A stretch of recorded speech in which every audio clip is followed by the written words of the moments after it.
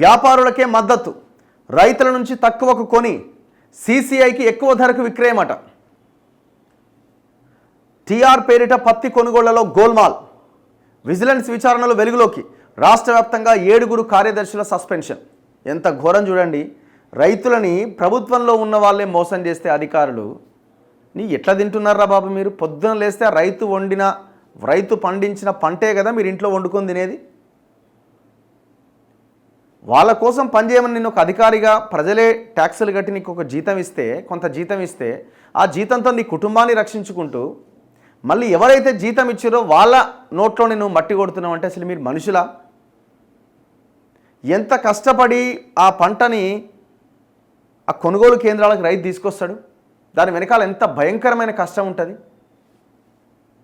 ఆరుగాలం శ్రమించి వ్యయ ప్రయాసల కోర్చి పత్తి పండించి మార్కెట్కు తెస్తున్న రైతులకు మద్దతు ధర అందించాల్సిన భారత పత్తి సంస్థ సీసీఐ, రాష్ట్ర మార్కెటింగ్ శాఖ అధికారులు, వ్యాపారులు, దళారులతో కుమ్మక్కై వారికే మద్దతుగా నిలుస్తున్నారు. తాత్కాలిక రిజిస్ట్రేషన్, టీఆర్ల సహాయంతో వ్యాపారులు రైతుల దగ్గర నుంచి తక్కువ ధరకు కొనుగోలు జరిపేందుకు పరోక్షంగా సహకరిస్తున్నారు. ఈ ఆరోపణలపైన విజిలెన్స్ విభాగం ప్రాథమిక విచారణ అనంతరం వరంగల్, జనగామ, ఆదిలాబాద్, చెన్నూరు, భద్రాచలం, చిన్నకోడూరు, పెద్దపల్లి మార్కెట్ కార్యదర్శులను ప్రభుత్వం మంగళవారం రాత్రి సస్పెండ్ చేసింది. అవతల పడేయండి ఉద్యోగాలు. పత్తి పండించిన రైతుకు కానీ కౌలు రైతుకు కానీ సంబంధించిన పట్టాదారు పాస్ పుస్తకం, ఆధార్ కార్డు వివరాలు వ్యవసాయ విస్తరణ అధికారుల వద్ద నమోదై ఉండాలి.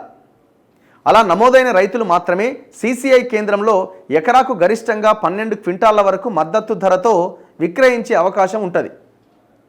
చాలా చోట్ల ఏమవుతుందట అంటే ఏఈఓలు పత్తి సాగు చేసిన రైతుల వివరాలే నమోదు చేయలేదట. అంటే వాళ్ళ వివరాలు నమోదు చేయలే.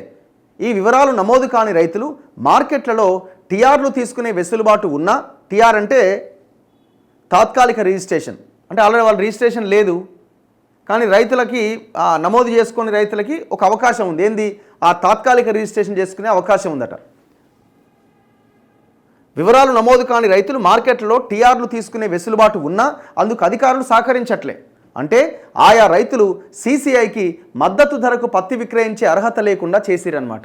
ఒకవేళ ఆ పత్తి సీసీఐకి విక్రయించే అర్హత కలిగి ఉన్నారనుకోండి, వాళ్ళకి మద్దతు ధర 7,521 రూపాయలు క్వింటాల్కి వస్తుంది. వాళ్ళని ఏం చేస్తారు? ఆ రిజిస్ట్రేషన్కి అనుమతి లేకుండా చేసేస్తారు. వీళ్ళే లేదని ఎలగొడతారు. దీన్ని ఆసరాగా చేసుకున్న వ్యాపారులు రైతుల పేరిట ఏఈఓల నుంచి మాన్యువల్గా పంటల సాగు ధృవీకరణ పత్రాలు పొందుతున్నారు. రైతులకు రావాల్సింది ఆ వ్యాపారులకు వెళ్ళిపోతుందన్నమాట. వాటి సహాయంతో క్షేత్రస్థాయిలో రైతుల దగ్గర నుంచేమో క్వింటాకి 5,500 రూపాయల నుంచి 6,000 వరకు కొనుగోలు చేస్తూ ఆ సరుకును గ్రేడింగ్ చేసి మార్కెట్కు తీసుకొస్తున్నారు. వ్యాపారులు, దళారులతో కుమ్మక్కైన మార్కెట్ కార్యదర్శి, కంప్యూటర్ ఆపరేటర్లు వారికి టీఆర్లు జారీ చేయడంతో పాటు వాటిని ఆన్లైన్లో నమోదు చేస్తున్నారు. ఎవరిది? ఆ దళారిది. ఇప్పుడు ఎవరికి పోతుందా? 7,521 రూపాయల మద్దతు ధర, 5,500 కొంటున్నాడు వీడు, 7,500కి అమ్ముతున్నాడు. 2,000 రూపాయలు లాభం వస్తున్నది ఒక క్వింటాకి. ఎంత మోసం! వాటి సహాయంతో తక్కువ ధరకు కొన్న పత్తిని వ్యాపారులు మద్దతు ధరకు సీసీఐకి విక్రయిస్తున్నారు. ఆ టీఆర్లు రైతులవా కాదా అని పరిశీలించిన సీసీఐ అధికారులు కూడా చూసి చూడనట్టుగా వ్యవహరిస్తూ వారికి సహకరిస్తున్నారు. ఈ మాయాజాలంలో అంతిమంగా రైతులు నష్టపోతున్నారు. ఇటీవల రాష్ట్ర వ్యాప్తంగా పలు మార్కెట్లలో కొనుగోలు ప్రక్రియను విజిలెన్స్ అధికారులు తనిఖీ చేశారు. రైతుల నుంచి సేకరించిన సరుకుకు, సీసీఐ కొనుగోలు సరుకుకు భారీ వ్యత్యాసం ఉండడం, టీఆర్లలో భారీగా తేడాలు ఉన్నట్టుగా గుర్తించారు. ₹1,00,000 వరకు అక్రమ టీఆర్లట. రాష్ట్ర వ్యాప్తంగా గడిచిన వానాకాలం సీజన్లో సుమారు 42,23,000 ఎకరాల్లో పత్తి సాగైంది.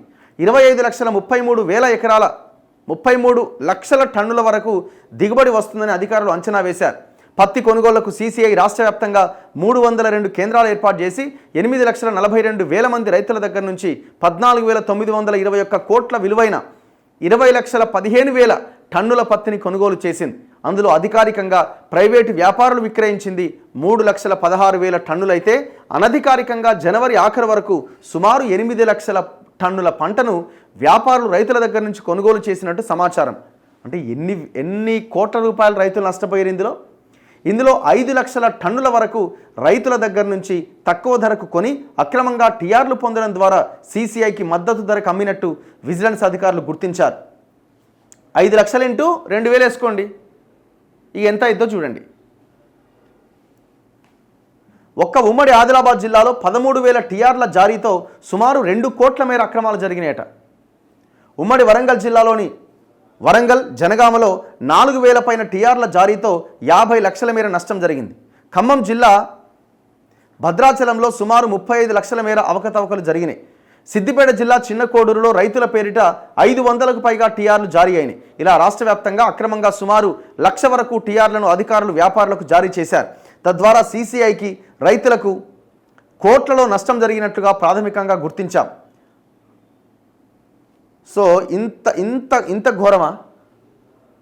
దీని మీద థరో ఎంక్వైరీ జరగాలి. బాధ్యులైన అధికారుల ఉద్యోగాలు తీసి అవతల పడేయండి, ఏమి ఇబ్బంది లేదు. అదే దందాలు చేసుకుంటూ బతుకుతారు బయట. నెక్స్ట్ మిగతా వార్తలు. ఆయన ఇంకొకటి చేయాల్సింది ఏంది, ఆ అధికారులు ఎవరైతే ఈ టీఆర్ల విషయంలో తప్పు చేసి లక్షల రూపాయలు వసూలు చేశారో వాళ్ళ ఆస్తులు జప్తు చేసి నష్టపోయిన రైతులకు దాన్ని చెల్లించండి. వీళ్ళ దగ్గర నుంచి అండ్ ఎవరైతే వ్యాపారులు దొంగ టీఆర్లు నమోదు చేయించుకున్నారో, రిజిస్ట్రేషన్లు చేసుకున్నారో వాళ్ళ దగ్గర నుంచి కూడా రెవెన్యూ రికవరీ యాక్ట్ పెట్టి వసూలు చేయండి. దీని వెనకాల లీడర్లు లేకుండా అయితే పని జరగదు. 100% దీని వెనకాల పెద్ద ఎత్తున లోకల్ స్థానిక లీడర్లా, ఎమ్మెల్యేలా, ఇంకెవరెవరో ఉంటారు దీంట్లో.